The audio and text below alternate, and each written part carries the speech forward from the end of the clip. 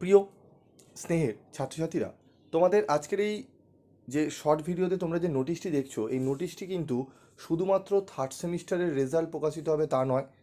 তোমাদের যারা তোমরা সিবিসিএস সিস্টেমে, ভালো করে শুনবে, তোমরা অনেকেই বারবার প্রশ্ন করছো, কলও করছো। তো সিবিসিএস সিস্টেমে যারা ফার্স্ট সেমিস্টারে সাপ্লিমেন্টারি এক্সাম দিয়েছো তাদেরও কিন্তু রেজাল্ট প্রকাশিত হবে, এবং তার সাথে রেজাল্ট প্রকাশিত হবে যারা থার্ড সেমিস্টারে সিসিএফ যারা ক্যান্ডিডেট রয়েছে, যারা নিউ সিলেবাসে পরীক্ষা দিয়েছো থার্ড সেমিস্টারে বিএ বিএসসি, তাদের কিন্তু রেজাল্ট প্রকাশিত হবে। ঠিক আছে, বিকমদের সিসিএফের কোনো কিন্তু রেজাল্ট প্রকাশিত হচ্ছে না তোমাদের 17 তারিখে। ঠিক আছে, তো 17/6/2025 তোমরা দুটো থেকে তোমরা ওয়েবসাইটে, অনলাইনে ওয়েবসাইটের মাধ্যমে তোমরা কিন্তু দেখে নিতে পারবে তোমাদের রেজাল্ট, যারা বিএ বিএসসি পরীক্ষা দিয়েছিলে সাপ্লিমেন্টারি ফার্স্ট সেমিস্টারে, থার্ড সেমিস্টারে হচ্ছে সিসিএফ। বোঝা গেল?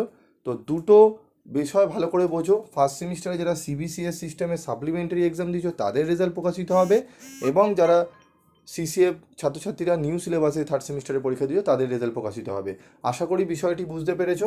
যদি তবুও বুঝতে না পারো কমেন্ট করে জানাবে, আমি তোমাদের বুঝিয়ে দেওয়ার চেষ্টা করব।